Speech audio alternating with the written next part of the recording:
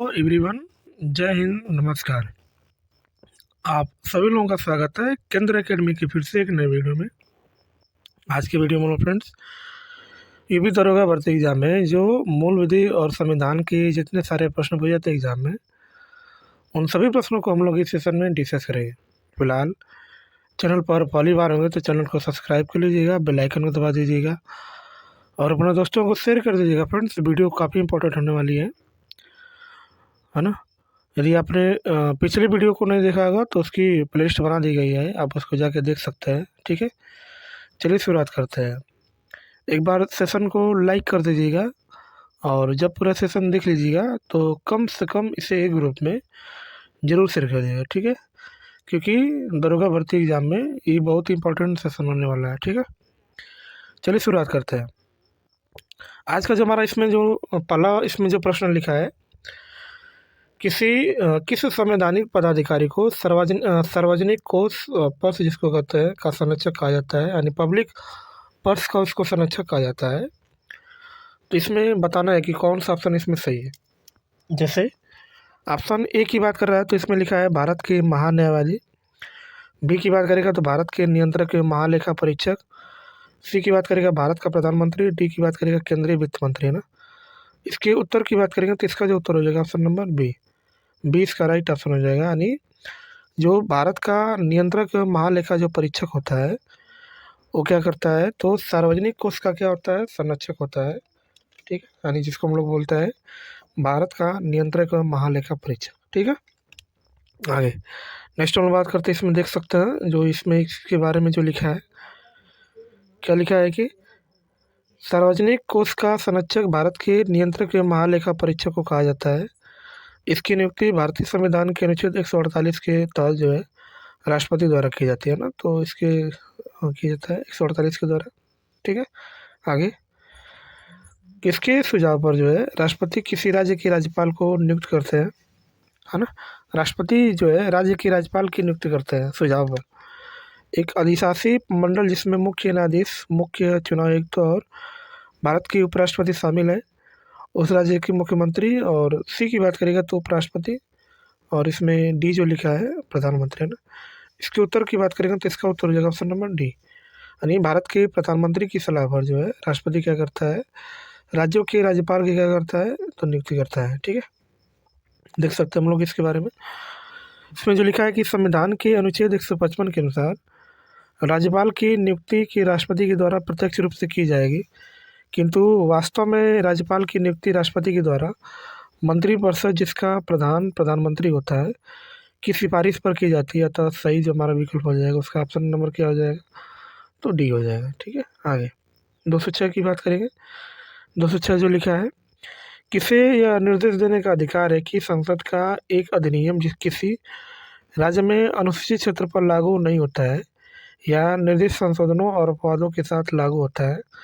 Option A की बात करेगा तो राज्य के राज्यपाल, और इसमें बी की बात करेगा तो बी जो इसमें लिखा है कि राज्य के उच्च न्यायालय के मुख्य न्यायाधीश। सी की बात करें राज्य के मुख्यमंत्री, और डी की बात करें केंद्रीय गृह मंत्री, है ना। इसके उत्तर की बात करेंगे तो इसका उत्तर हो जाएगा ऑप्शन नंबर ए, इसका राइट ऑप्शन हो जाएगा, यानी राज्य का राज्यपाल इसका क्या हो जाएगा, तो राइट ऑप्शन हो जाएगा ना। आगे देख सकते हैं हम लोग इसके बारे में जो लिखा भी है कि किसी राज्य के राज्यपाल को यह निर्देश देने का अधिकार है कि संसद का एक अधिनियम किसी राज्य में अनुसूचित क्षेत्र पर लागू नहीं होता है अथवा निर्दिष्ट संशोधनों और अपवादों के साथ लागू होता है। ठीक है, नेक्स्ट चलिए नेक्स्ट हम बात करते हैं। इसमें नेक्स्ट जो लिखा है, राज्य के राज्यपाल जो है, ठीक है, राज्य के विश्वविद्यालय के जो कुलाधिपति होते हैं, ठीक है, उसकी बात करेंगे तो इसके रूप में कौन सा कार्य करता है, यानी राज्य के विश्वविद्यालयों के कुलाधिपति के रूप में कौन सा कार्य करता है। संबंधित राज्य के राज्यपाल, संबंधित राज्य के मुख्यमंत्री, संबंधित राज्य के कानून मंत्री, और डी की बात करेंगे संबंधित राज्य के मुख्य सचिव, है ना। इसके उत्तर की बात करेंगे तो इसका उत्तर हो जाएगा ऑप्शन नंबर ए, संबंधित राज्य के राज्यपाल इसका क्या हो जाएगा, तो राइट ऑप्शन हो जाएगा। ठीक है, आगे देख भी सकते हैं लिखा है जो राज्य पे विश्वविद्यालयों के कुलाधिपति के रूप में संबंधित राज्य के राज्यपाल कार्य करता है। इस प्रकार केंद्रीय विश्वविद्यालय के कुलाधिपति के रूप में कौन करता है, तो उसका नाम जो है राष्ट्रपति, है ना। तो केंद्रीय विश्वविद्यालय में कौन काम करता है, तो कुलाधिपति इसमें कौन होता है? तो राष्ट्रपति होता है। और राज्य की बात करेंगे तो राज्य में जो विश्वविद्यालय होता है उसमें जो कुलाधिपति होता है उसके रूप में कौन कार्य करता है? तो उसका जो नाम होता है राज्यपाल होता है ना। आगे आगे हम लोग बात करते हैं इसमें जो नेक्स्ट प्रश्न जो लिखा है, राज्यपाल किसके प्रति उत्तरदायी होता है? हाँ, ऑप्शन ए की बात करेगा प्रधानमंत्री, सी बी की बात करेगा राष्ट्रपति, और सी की बात करेगा विधानसभा, और इसमें डी की बात करेगा, डी जो लिखा है मुख्यमंत्री है ना। इसके उत्तर की बात करेंगे तो इसका उत्तर ऑप्शन ऑप्शन नंबर बी इसका राइट ऑप्शन हो जाएगा, यानी राष्ट्रपति इसका क्या हो जाएगा? राइट ऑप्शन हो जाएगा। ठीक है, चलिए इसमें आगे देखते हैं। आगे इसमें जो नेक्स्ट प्रश्न जो लिखा है कि अनुच्छेद 155 के अनुसार राज्यपाल की नियुक्ति राष्ट्रपति द्वारा की जाती है। अनुच्छेद 156 के अनुसार वह राष्ट्रपति के प्रसाद पर्यंत अपना पद धारण करता है। इस प्रकार एक ओर तो वह राज्य शासन का मुखिया होता है, तो दूसरी ओर केंद्र सरकार के प्रतिनिधित्व के रूप में कार्य करता है। अतः राज्यपाल जो है राष्ट्रपति के प्रति क्या होता है? तो उत्तरदायी होता है। किसके प्रति उत्तरदायी होता है? तो राष्ट्रपति के प्रति क्या होता है? उत्तरदायी होता है। ठीक है, नेक्स्ट हम लोग बात करते हैं, राज्य विधानमंडल के दोनों सदनों की कार्रवाई में बोलने और भाग लेने का अधिकार निम्नलिखित में से किसे है? ऑप्शन ए की बात करें राज्य के महाधिवक्ता, बी की बात करें राज्य के राज्यपाल, सी की बात करेंगे राज्य वित्त आयोग के अध्यक्ष, और डी की बात करें राज्य उच्च न्यायालय के मुख्य न्यायाधीश है ना। इसके उत्तर की बात करें तो इसका उत्तर हो जाएगा ऑप्शन नंबर ए है ना, राज्य के महाधिवक्ता इसका क्या हो जाएगा? तो राइट ऑप्शन हो जाएगा। ठीक है, चलिए देखिए इसमें जो लिखा है कि है ना, लिखा है कि संविधान के जो अनुच्छेद 177 होता है इसके तहत जो है महाधिवक्ता को विधानमंडल के किसी भी सदन या दोनों सदनों की संयुक्त बैठक तथा विधानमंडल की किसी समिति जिसका वह सदस्य है कि कार्रवाइयों में भाग लेने तथा बोलने का भी अधिकार है, किंतु वह मत देने का अधिकार नहीं होता है ना। तो जिस तरह केंद्र में जो होता है महान्यायवादी होता है, उसी प्रकार और राज्य में क्या होता है? तो महाधिवक्ता होता है ना, जो किसी भी सदन में बैठ सकता है लेकिन मत नहीं दे सकता है, बोल भी सकता है लेकिन मत देने का अधिकार उसको नहीं है। ठीक है, आगे राज्य के राज्यपाल के अधिकारों के संदर्भ में इनमें से कौन सा वक्तव्य सही है? ऑप्शन ए की बात करेंगे तो विधानसभा द्वारा पारित किसी विधेयक पर वह अपनी स्वीकृति न देकर उसे राष्ट्रपति के पास अनुमोदन के लिए भेज सकते हैं, है ना। और इसमें जो बी लिखा है कि आपातकालीन शासन के दौरान राज्यपाल मंत्रिमंडल सुझावों की अवहेलना कर सकते हैं। अगर राष्ट्रपति जो है क्या कर सकता है? इसके लिए वह विशेष अनुमति दी है। ठीक है, नेक्स्ट इसको देख करके बताना है कि इनमें से कौन सा ऑप्शन सही है ना। जैसे ऑप्शन ए लिखा है केवल बी सही है, ऑप्शन ए जो लिखा है केवल ए सही है, सी जो लिखा है ए और बी दोनों है, और डी जो लिखा है ए और बी दोनों ही नहीं है ना। इसके उत्तर की बात करेंगे तो इसका ऑप्शन नंबर सी इसका राइट ऑप्शन हो जाएगा, यानी ए और बी इसका क्या है? दोनों इसका राइट ऑप्शन, यानी दोनों कथन इसका क्या है?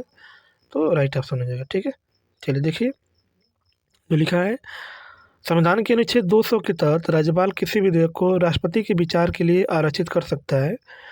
अनुच्छेद 356 के अनुसार आपातकालीन शासन के दौरान राज्यपाल मंत्रिमंडल के सुझावों की अवहेलना कर सकता है यदि राष्ट्रपति उन्हें विशेष अनुमति दे। अतः कथन ए और बी दोनों क्या है?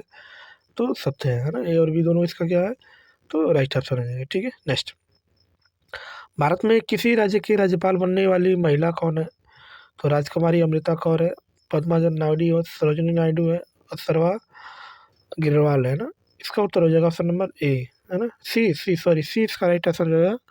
जो सरोजिनी नायडू है ये भारत की जो उत्तर प्रदेश है उसमें जो है प्रथम महिला जो है जो है मतलब कि राज्यपाल के रूप में काम किया है। ठीक है, देखिए सरोजिनी नायडू भारत की प्रथम महिला है जिन्हें राज्यपाल पद पर मनोनीत किया गया है। वह 15 अगस्त सन 1947 से 2 मार्च 1949 तक जो है उत्तर प्रदेश के राज्यपाल थे ना। आगे नेक्स्ट हम लोग बात करते हैं, भारत में राज्य विधान पालिकाओं जिसको स्टेट लेजिस्लेटिव का उच्च सदन कौन सा है? विधान पालिका परिषद, विधान पालिका समिति, राज्यपाल का कार्यालय, इनमें से कोई नहीं है ना। उच्च सदन की बात करेंगे तो राज्य में कौन है? तो उसका नाम जो है विधान पालिका परिषद, इसका क्या आ जाएगा? तो राइट ऑप्शन हो जाएगा। ठीक है, आगे देख भी सकते हैं इसके बारे में जो लिखा है कि संविधान के अनुच्छेद 168(2) के अनुसार राज्य की विधान पालिका एक सदनी और द्विसदनी होगी। द्विसदनात्मक विधानमंडल की स्थिति में विधान पालिका परिषद उच्च सदन होगा, और विधान जो सभा होती है उसको क्या बोलता है? जो है निम्न सदन होता है, ठीक है। जिस तरह केंद्र में जो है राज्यसभा जो है उच्च सदन होता है, लोकसभा निम्न सदन होता है, उसी प्रकार अगर राज्य की बात करेंगे तो राज्य में जो विधान परिषद होता है उसको उच्च सदन बोलते हैं, और विधानसभा को हम लोग क्या बोलते हैं, तो निम्न सदन बोलते हैं, ठीक है। आगे आगे हम लोग बात करते हैं 213 की बात करेंगे।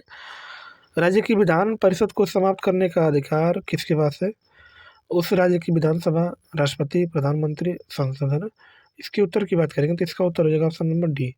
संसद के पास वो क्या है, विशेष अधिकार है कि वो क्या कर सकता है, तो किसी भी राज्य की जो विधान परिषद है उसको क्या कर सकता है, तो समाप्त कर सकता है, ठीक है। नेक्स्ट चलिए, नेक्स्ट हम लोग इसके बारे में देख सकते हैं। इसके बारे में डिस्कस जो लिखा है, भारत के संविधान के अनुच्छेद 169 के अनुसार संसद किसी राज्य में विधान परिषद का सृजन अथवा उसका समापन कर सकती है यदि उस राज्य की विधानसभा ने उसे आशय, सृजन या समापन का संकल्प विधानसभा की कुल सदस्य संख्या के बहुमत द्वारा तथा उपस्थित और मत देने वाले सदस्यों की संख्या से कम 2/3 बहुमत द्वारा क्या होता है, तो पारित किया गया है ना। 2/3 बहुमत द्वारा अगर पारित किया गया है तो उस राज्य की विधानसभा को, विधान परिषद को क्या कर सकते हैं हम लोग, समाप्त किया जा सकता है, ठीक है। आगे विधान परिषद की संख्या बल के संदर्भ में निम्नलिखित में से कौन सा सही है?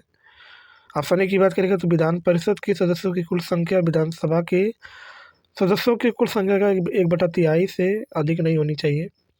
और बी की बात करेंगे तो बी जो लिखा है इसमें, विधान परिषद के सदस्यों की कुल संख्या 40 से कम नहीं होना चाहिए। ए और बी दोनों ही नहीं, केवल बी, केवल ए, है ना। इसका उत्तर हो जाएगा ऑप्शन नंबर ए। इसका राइट ऑप्शन हो जाएगा, यानी ए और बी दोनों इसका क्या हो जाएगा, तो राइट ऑप्शन हो जाएगा, ठीक है। आगे चलिए देखिए इसके बारे में जो लिखा है, संविधान के अनुच्छेद 169 के अनुसार अंतर्गत विधान परिषद के निर्माण तथा उत्साधन की प्रक्रिया दी गई है। अनुच्छेद 171 के अनुसार किसी राज्य की विधान परिषद के सदस्यों की कुल संख्या विधानसभा के सदस्यों की कुल संख्या का 1/3 से अधिक नहीं होगी, परंतु किसी राज्य की शिक्षा परिषद विधान परिषद के सदस्यों की जो कुल संख्या होगी किसी भी स्थिति में जो है 40 से कम नहीं होनी चाहिए, है ना। तो किसी भी जो विधान परिषद के सदस्यों की जो कुल संख्या होती है 40 से कभी नहीं कम होना चाहिए, ठीक है। नेक्स्ट नेक्स्ट हम लोग बात करते हैं 215 इसमें देखिए लिखा है, जो किसी राज्य विधान परिषद को बनाने या समाप्त करने के लिए राज्य विधानसभा को एक प्रस्ताव पारित करना होगा जिसे निम्न द्वारा जो है समर्थित होना चाहिए। सदन की बहुमत संख्या, सदन में उपस्थित और मतदान करने वाले संख्या की 2/3 इसमें बताना है ना। तो कौन सा ऑप्शन इसमें सही है, तो ऑप्शन ए जो लिखा है केवल बी जो लिखा है ए और बी दोनों में से कोई नहीं, सी जो लिखा है केवल ए, डी जो लिखा है ए और बी दोनों ना। इसके उत्तर की बात करेंगे तो इसका उत्तर हो जाएगा ऑप्शन नंबर डी।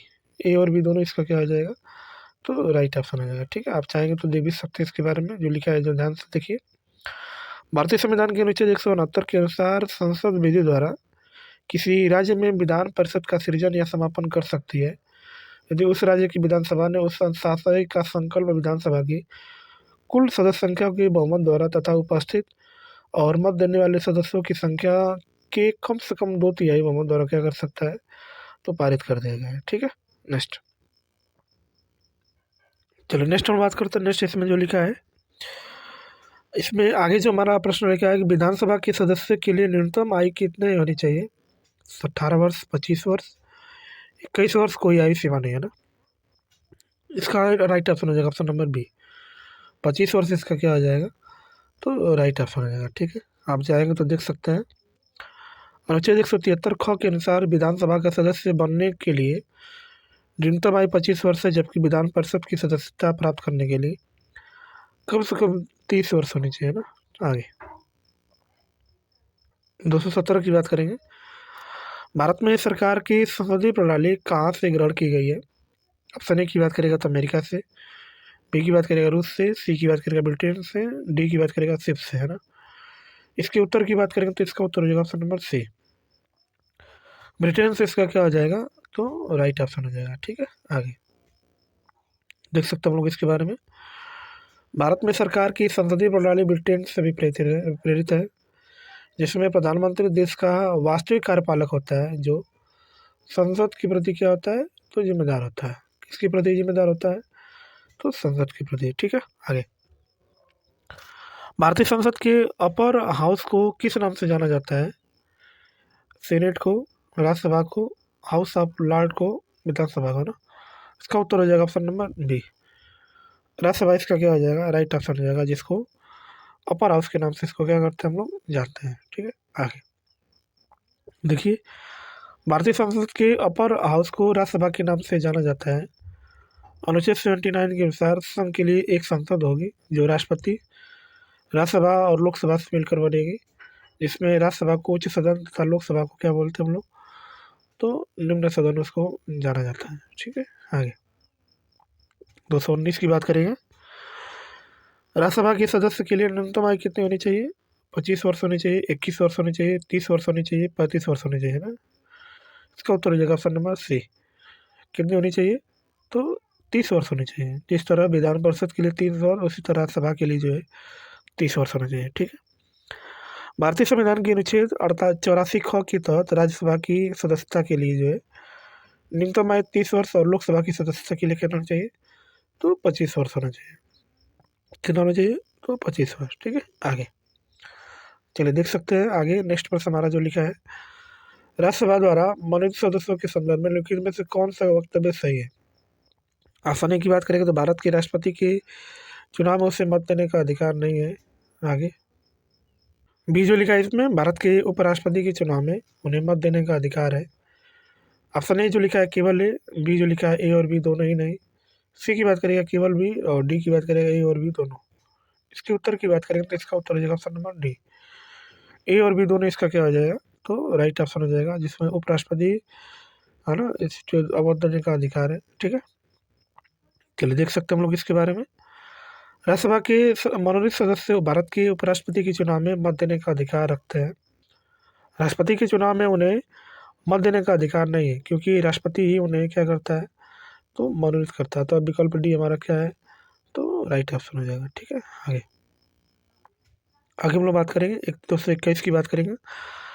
मंत्रिपरिषद सामूहिक रूप से किसके प्रति उत्तरदायी है, राष्ट्रपति के प्रति, प्रधानमंत्री के प्रति, लोकसभा और राज्यसभा, है ना। इसका उत्तर हो जाएगा ऑप्शन नंबर सी, जो है लोकसभा इसका क्या हो जाएगा, तो राइट ऑप्शन हो जाएगा। ठीक है, चलिए देखिए इसके बारे में जो लिखा है, अनुच्छेद 75(3) के अनुसार मंत्रिपरिषद सामूहिक रूप से लोकसभा के प्रति उत्तरदायी है। अनुच्छेद 75(1) के तहत मंत्रियों की नियुक्ति प्रधानमंत्री के परामर्श पर राष्ट्रपति द्वारा की जाती है। मंत्री व्यक्तिगत रूप से राष्ट्रपति के प्रति क्या होता है, उत्तरदायी होगा। ठीक है, आगे 222 लिखा है कि संसद में क्या शामिल होता है, तो राष्ट्रपति, लोकसभा और राज्यसभा, लोकसभा और राज्यसभा, लोकसभा और विधानसभा, विधान परिषद और विधानसभा, विधान परिषद और लोकसभा ना। इसके उत्तर हो जाएगा ऑप्शन नंबर ए, इसका राइट ऑप्शन हो जाएगा। राष्ट्रपति, लोकसभा और राज्यसभा इसका क्या हो जाएगा, तो राइट ऑप्शन हो जाएगा। ठीक है, ये जो है 79 अनुच्छेद में जो है लिखा गया है कि संघ की संसद में राष्ट्रपति होता है, लोकसभा होता है और राज्यसभा से मिलकर क्या होती है, तो बनती है। ठीक है, आगे देखिए नेक्स्ट, संसद के दोनों सदनों की संयुक्त बैठक के संदर्भ में निम्नलिखित में से कौन सा कथन सच में सही है। संसद की संयुक्त बैठक को राष्ट्रपति द्वारा बुलाया जाता है। संसद की संयुक्त बैठक को अध्यक्ष लोकसभा के अध्यक्ष होते हैं, है ना। आगे देख सकते हैं इसमें कौन सा ऑप्शन सही है। ऑप्शन ए की बात करेंगे तो न तो पी न तो क्यू, न तो पी और क्यू दोनों, केवल पी केवल क्यू, है ना। इसके उत्तर की बात करेंगे तो इसका उत्तर हो जाएगा ऑप्शन नंबर बी, पी और क्यू इसका क्या हो जाएगा, तो राइट ऑप्शन हो जाएगा। ठीक है, आगे देखिए, भारतीय संविधान के अनुच्छेद 108 में दोनों सदनों की संयुक्त बैठक का उपबंध है। इसके अनुसार संसद की संयुक्त बैठक को राष्ट्रपति द्वारा बुलाया जाता है। इसमें अनुच्छेद 118 के अनुसार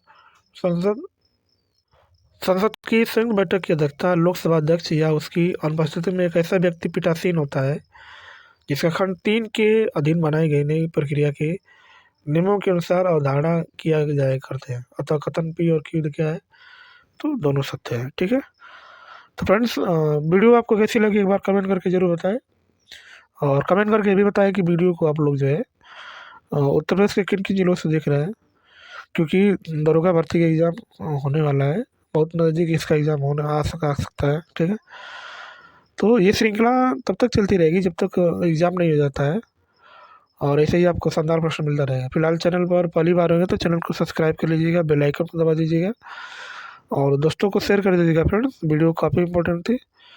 मिलते हैं नेक्स्ट क्लास में ऐसे ही शानदार प्रश्नों के साथ। तब तक के लिए बाय और जय हिंद फ्रेंड्स।